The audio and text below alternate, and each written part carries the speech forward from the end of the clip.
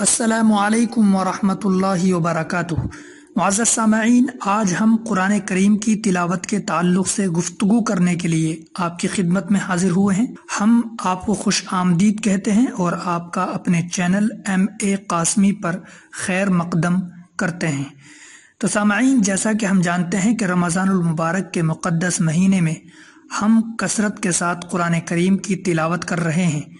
تو آئیے سامعین، ہم قرآن کریم کی تلاوت کے آداب اور فوائد جان لیتے ہیں۔ دیکھیے، قرآن کریم کی تلاوت کے آداب میں کچھ ضروری چیزیں ہیں جن کا جاننا ہمارے لیے ضروری ہے، جیسا کہ باوضو ہونا اور مسواک کرنا، ممکن ہو تو خوشبو لگانا، قبلہ رخ ہو کر بیٹھنا، خشوع اور خضوع کے ساتھ تلاوت کرنا، قرآن کریم کو جزدان میں رکھنا، قرآن کریم کو رحل یا تکیہ یا تپائی پر رکھنا، باادب ہو کر بیٹھنا، تلاوت کے فوائد کو سوچنا، قواعد اور تجوید کا خاص خیال اور لحاظ رکھنا، ابتدائے تلاوت میں یعنی تلاوت کے شروع میں اعوذ باللہ اور بسم اللہ پڑھنا، تلاوت کے درمیان اگر کوئی دنیاوی بات ہو جائے یا اجنبی بات ہو جائے جو قرآن کریم سے ہٹ کر ہو تو اعوذ باللہ پڑھ کر تلاوت شروع کرنا، آیات رحمت پر رحمت کا سوال کرنا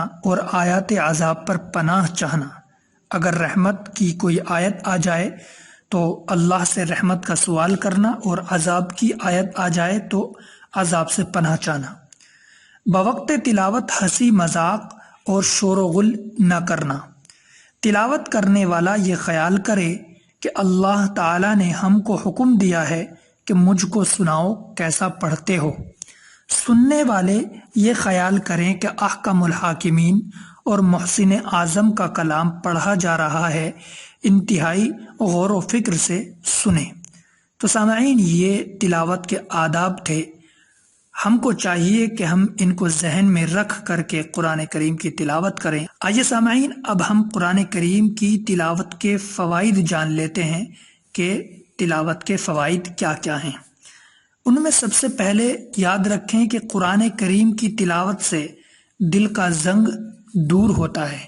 سامعین، دلوں کے اندر جو زنگ لگ جایا کرتا ہے دنیاوی کاموں سے، غیر ضروری کاموں سے اور گناہوں سے، تو قرآن کریم کی تلاوت سے وہ زنگ دور ہوتا ہے۔ تو اس لیے پہلے فائدہ کیا ہوا کہ دل کا زنگ دور ہوتا ہے، اور پھر یہ ہے کہ ہر حرف پر 10 نیکیاں ملتی ہیں بغیر سمجھے پڑھنے پر بھی۔